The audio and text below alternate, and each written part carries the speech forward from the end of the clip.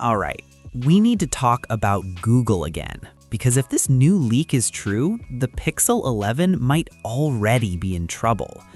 So here's what's going on. There's a new leak about Google's next chip, the Tensor G6. This is the processor that will power the Pixel 11 series. And from what we're seeing right now, it might be another almost good but not good enough situation. Let's rewind for a second. Last year, Google moved its Tensor chips to TSMC for production. That was supposed to be a big deal. TSMC is the same company that makes chips for Apple. People were excited. We thought, okay, this is it. Pixel performance is finally going to compete with the best. But the Tensor G5 didn't really impress.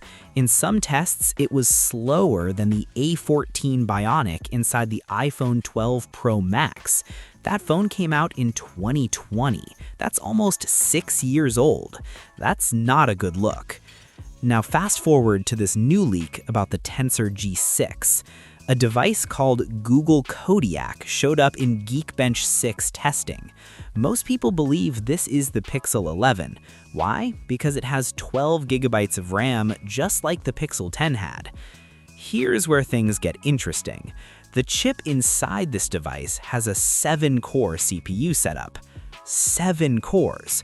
Most flagship phones use 8 cores. That's kind of the standard now. But this one is using a 1 + 4 + 2 setup.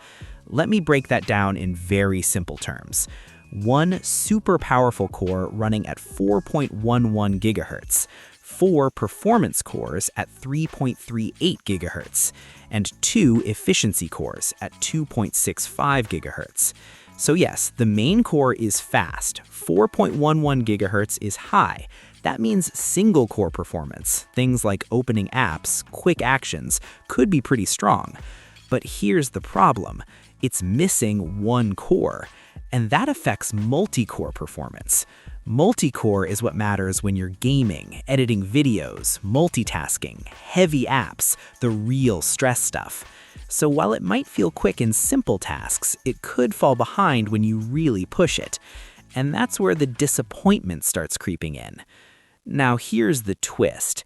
The Tensor G6 is rumored to be built on TSMC's 2nm process. That is super advanced, cutting-edge stuff, very expensive to make, very powerful in theory. So why would Google use such advanced technology and then remove a core? It doesn't make sense at first, unless this version is a binned chip. Let me explain that in simple terms. Chip binning is when companies take slightly weaker chips from the factory and sell them in cheaper models. Instead of throwing them away, they disable a core or lower performance and use them in base models. So maybe, just maybe, this 7-core Tensor G6 is only for the regular Pixel 11, and the Pixel 11 Pro, Pixel 11 Pro XL, and Pixel 11 Pro Fold might get the full 8-core version. If that's true, then okay, maybe it's not a disaster. But if the base Pixel 11 launches already weaker than the competition again, that's gonna hurt. Because let's be honest, Pixel phones are already not known for raw power.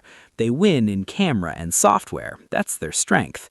But every year when benchmarks come out, Pixel fans have to say performance doesn't matter that much. At some point, it does matter, especially when you're paying flagship money. Now, to be fair, these numbers are early testing numbers. Geekbench scores right now don't mean everything. The chip is still in development. Things can change. But history is what makes people nervous. Tensor G5 was supposed to be the comeback story. Now, Tensor G6 starts to look like another almost there situation.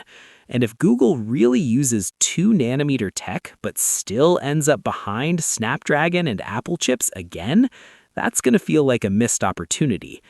Big time. So, the big question is this. Will Google finally close the performance gap with Pixel 11? Or are we about to see another generation where Pixel is one step behind? Right now, it's not looking amazing. But we'll have to wait for final results when Google officially launches the Pixel 11 lineup. Until then, this leak definitely raises eyebrows.